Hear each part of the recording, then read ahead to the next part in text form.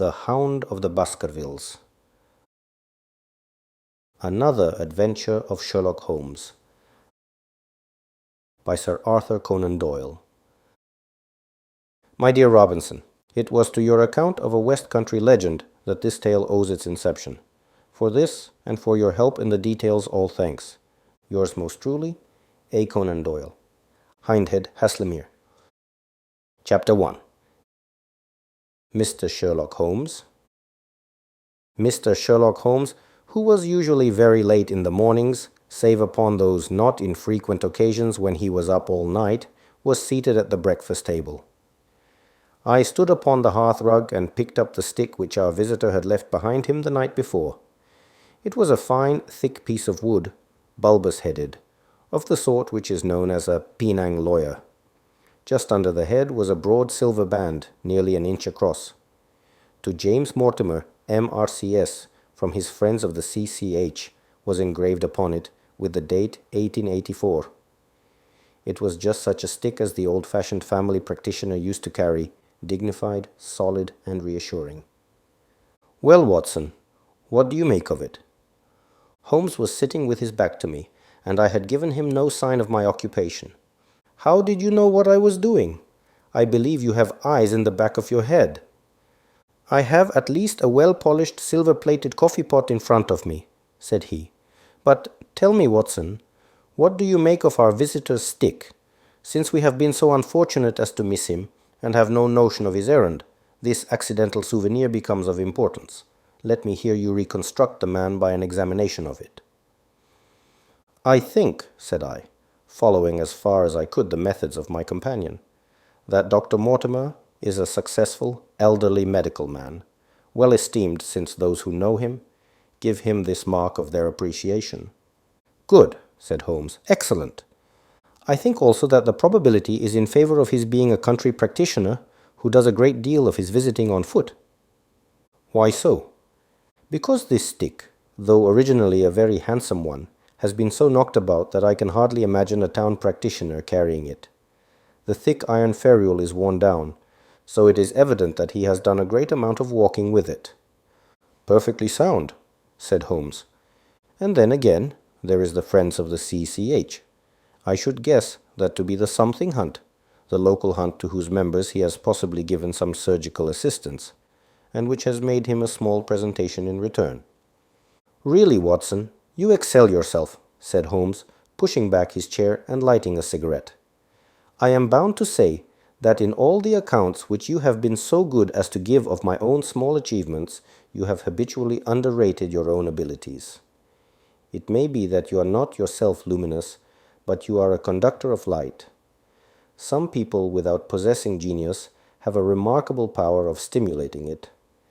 I confess, my dear fellow, that I am very much in your debt." He had never said as much before, and I must admit that his words gave me keen pleasure, for I had often been piqued by his indifference to my admiration and to the attempts which I had made to give publicity to his methods.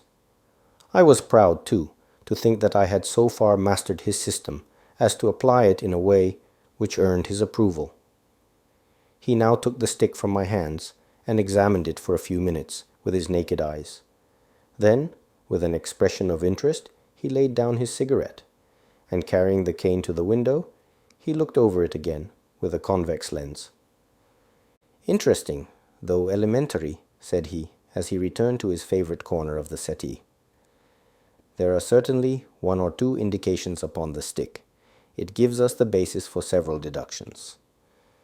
"Has anything escaped me?" I asked with some self-importance. "I trust that there is nothing of consequence which I have overlooked." "I am afraid, my dear Watson, that most of your conclusions were erroneous. When I said that you stimulated me, I meant, to be frank, that in noting your fallacies, I was occasionally guided towards the truth. Not that you are entirely wrong in this instance. The man is certainly a country practitioner, and he walks a good deal." "Then I was right." "To that extent? But that was all." "No, no, my dear Watson, not all, by no means all. I would suggest, for example, that a presentation to a doctor is more likely to come from a hospital than from a hunt, and that when the initials C.C. are placed before that hospital, the words Charing Cross very naturally suggest themselves. You may be right. The probability lies in that direction. And if we take this as a working hypothesis, we have a fresh basis from which to start our construction of this unknown visitor. Well then, supposing that CCH does stand for Charing Cross Hospital, what further inferences may we draw? Do none suggest themselves? You know my methods. Apply them. I can only think of the obvious conclusion that the man has practiced in town before going to the country. I think that we might venture a little farther than this. Look at it in this light. On what occasion would it be most probable that such a presentation would be made? When would his friends unite to give him a pledge of their goodwill? Obviously at the moment when Dr. Mortimer withdrew from the service of the hospital in order to start a practice for himself. We know there has been a presentation. We believe there has been a change from a town hospital to a country practice. Is it then, stretching our inference too far, to say that the presentation was on the occasion of the change?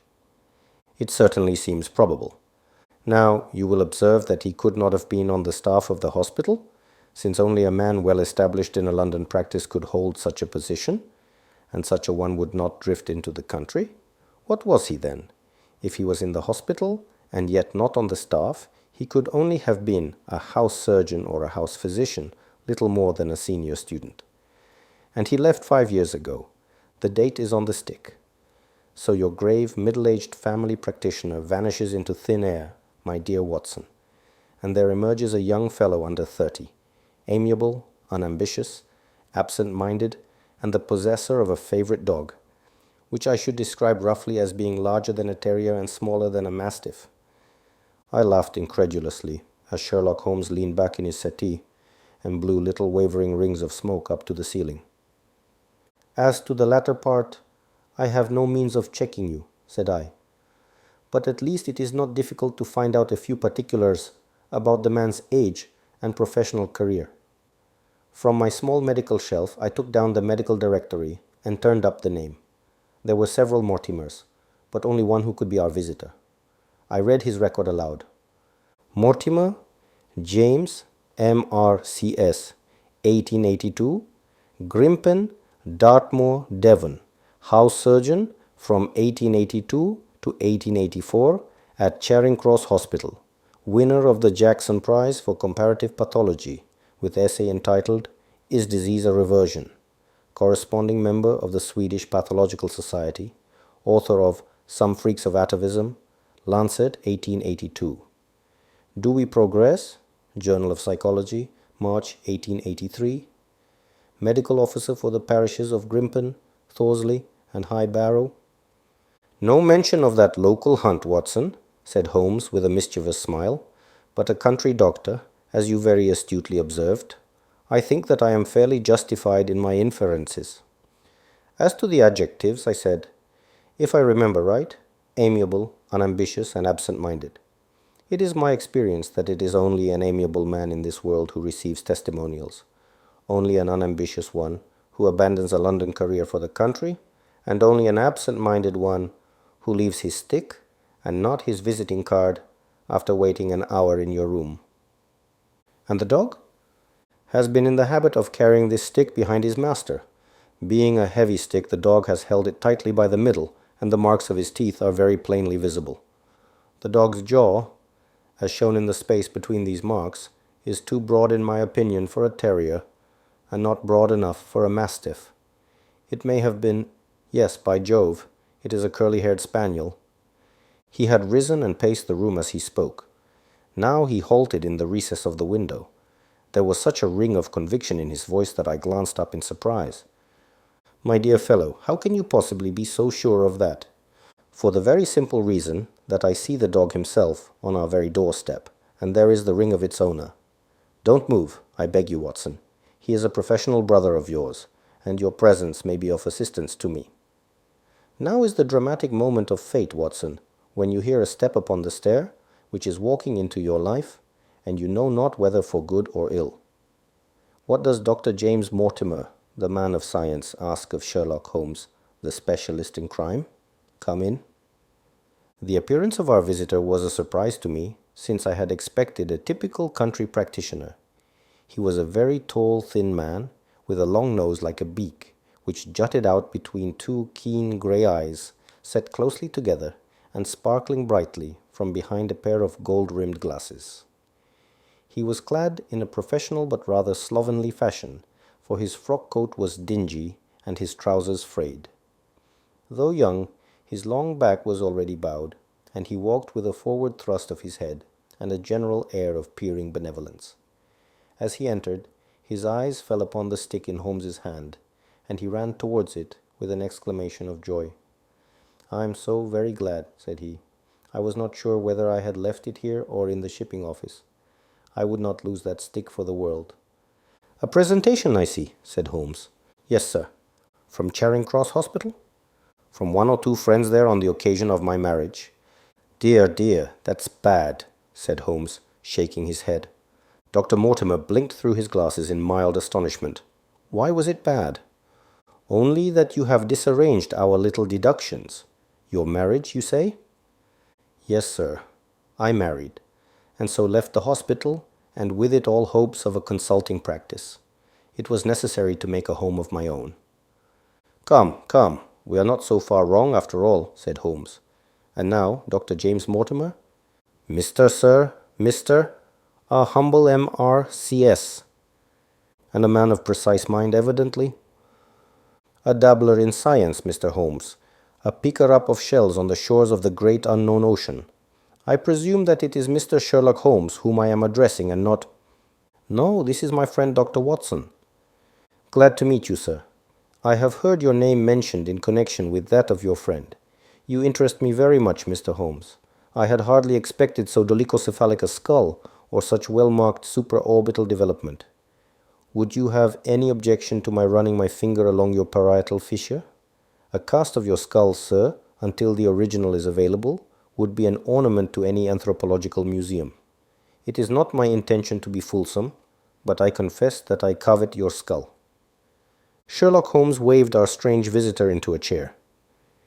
"You are an enthusiast in your line of thought, I perceive, sir, as I am in mine," said he. "I observe from your forefinger that you make your own cigarettes, have no hesitation in lighting one." The man drew out paper and tobacco, and twirled the one up in the other with surprising dexterity. He had long quivering fingers, as agile and restless as the antennae of an insect. Holmes was silent, but his little darting glances showed me the interest which he took in our curious companion. "I presume, sir," said he at last, "that it was not merely for the purpose of examining my skull that you have done me the honor to call here last night and again today." "No, sir, no, though I am happy to have had the opportunity of doing that as well.